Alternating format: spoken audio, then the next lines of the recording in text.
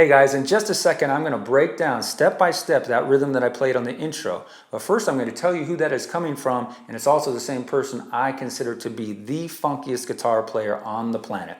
Any guesses? Well, you probably never heard of this guy. His name is Bruno Spate, and he is probably the funkiest guitarist on the planet, not even a close second in my opinion. Now, you may have never heard of Mr. Spate, but he was the original guitar player of the SOS band, a great funky pop band in the 80s, and more recently been Maceo Parker's guitar player since the 90s. So you may ask, why do I consider him to be the best funk player on the planet? Well, it's for good reason. It's one thing to be able to kind of learn a part like that and technically be able to pull it off, but it's another thing entirely to be able to improvise something like that. Putting these little pieces in between those horn lines, be able to play something different every time it comes along.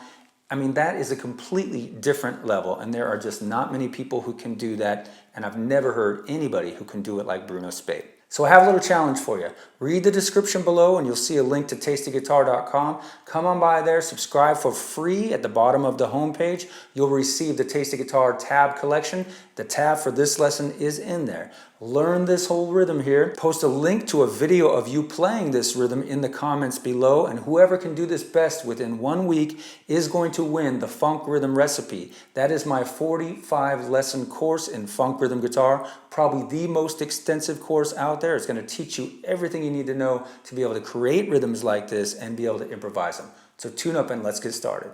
All right, so let me go ahead and break this rhythm down for you. I'm going to do it step by step, measure by measure. Now, this is going to be played over a G dominant chord groove. I'm starting right here on beat 1 by kind of sliding out of a G9 chord, not playing the root on the chord. So this voicing right there, and that lasts a whole first beat. 1. On beat 2, going to hit scratches right there and kind of accent that first one. They're going to go back to the 3rd and flat 7th of that G9 chord. So you got to make sure that your muting is really good. You got to mute that high E and B string and the A string. On beat 3, starting with a scratch on dead strings and then going to a G7 sus, resolving to a G7 chord. So that would be. And those chords there are cut off and also on upstrokes. So far, this first measure is this. And that is going to be followed by this G9 chord, hitting that on a downstroke and sliding it down a half step and then repeating that. Right there, and that is finishing the first measure. So the first measure in its entirety is this.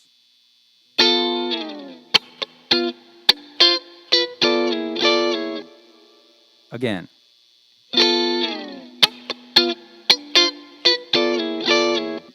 Moving into the second measure now, we start exactly how we ended the first measure on those slides down from a G9 chord. We're going to do it 2 more times here.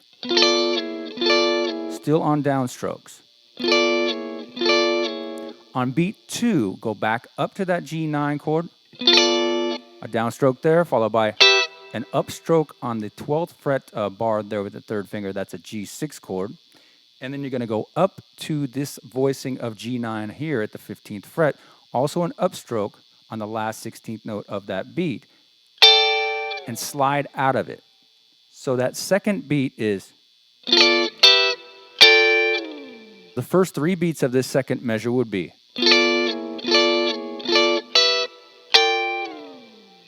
And we're going to finish out that measure down here on this kind of an A minor voicing. These are going to be upstrokes right there. And then follow that with a slide up to this voicing, which is a G7 chord. Right there. And that is on beat 4 on the 2nd and 4th 16th notes of beat 4. Upstrokes. So the entire second measure is this.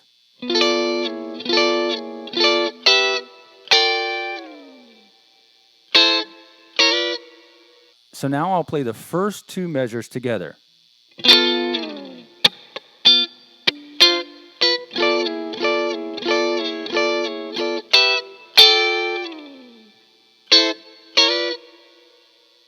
One more time.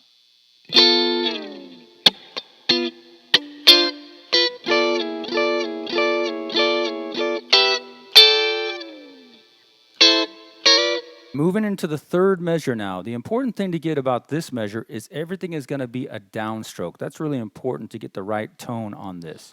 I'm going to start by having a rest on the first 16th note and then hitting this interval right here, 12th and 10th fret, that comes right out of a G7 chord, right on the second 16th note. But remember, this is all downstrokes in this measure. 1, right there. Hit it and cut that off. I'm going to go up to the 14th and 12th fret on the same strings. 1. Right on beat 2 there. 1. That's going to be followed by 2 strokes on dead strings. 1. So just cover it up.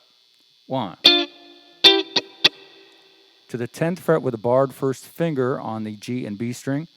1. 1. Up to the 12th fret, I'm playing this with my 3rd and 4th finger. 1. 1. 2 more scratches. 1.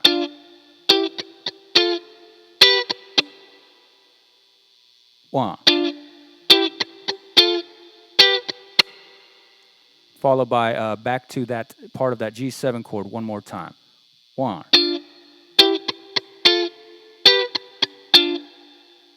So that entire third measure is this. 1.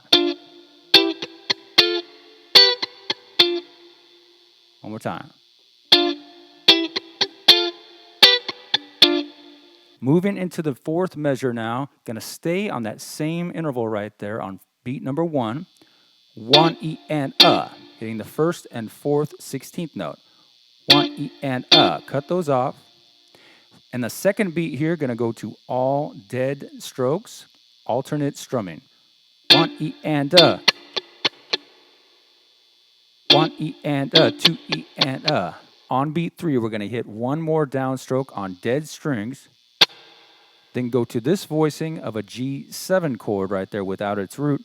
Hit that and slide it down. This is going to be a downstroke. So do that one more time. So measure 4 so far very slowly is this. Then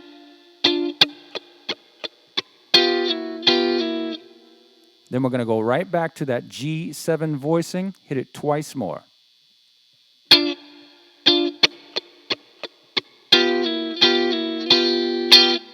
Upstroke on the last one there. Altogether, it's this.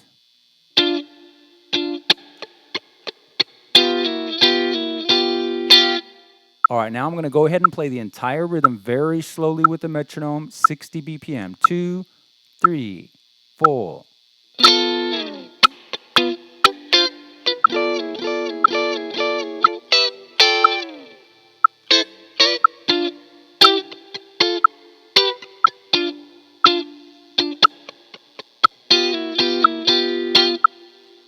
One more time. 2, 3, 4.